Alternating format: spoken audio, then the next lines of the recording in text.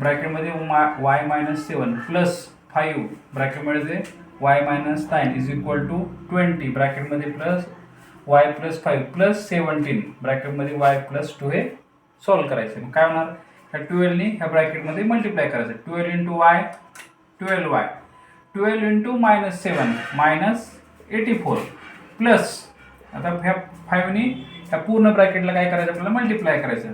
5y plus minus minus 5 into 9 45 is equal to 20. ह्या 20नी परत काय करायचं, ह्याला परत मल्टिप्लाय करायचं. 20y प्लस 20 इंटू 5 100 नंतर प्लस 17y प्लस 34.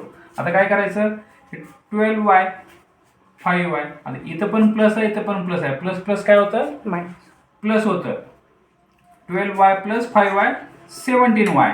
आता मायनस 84 आणि मायनस 45. मायनस मायनस काय होतं प्लस होतं, पण साईन जे येतं ते मायनस येतं. मायनस 4 प्लस 5 9 आणि 8 plus 4 12 is equal to 20y plus 17y. परत इथं पण काय झालं, इथं पण दोन्ही प्लस प्लस आहे. मग दोन्ही पण प्लस प्लस असल्यानंतर काय होणार आहे, ॲडिशनच होणार आहे किंवा बेरीज होणार आहे. मग 20y आणि 17y किती झाले 37y.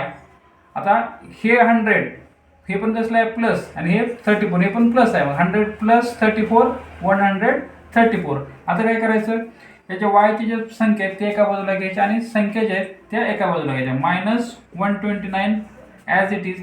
हे प्लस 134 डाव्या साईडला येईल ते काय होईल मायनस होईल. Minus 134 is equal to 37y as it is.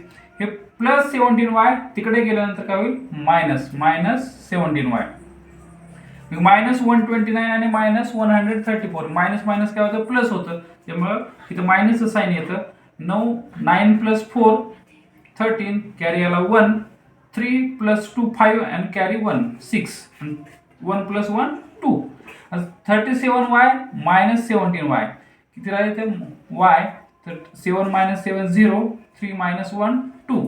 त्याच्यामुळे काय झालं minus 263 is equal to 20y. आपल्याला किंमत कोणाची काढायची फक्त वायची काढायची. म्हणजे ह्या दोघांमध्ये कोणाचा कशाचा आहे गुणाकाराचं चिन्ह आहे. त्याच्यामुळे काय होईल हे जे प्लस गुणाकारामधलं आहे ते भागाकारात जाणार. Minus 263 divided by 20 is equal to y. त्याच्यामुळे वाय बरोबर मायनस 263 डिवायडेड बाय 20 हे झालं तुमचं आन्सर.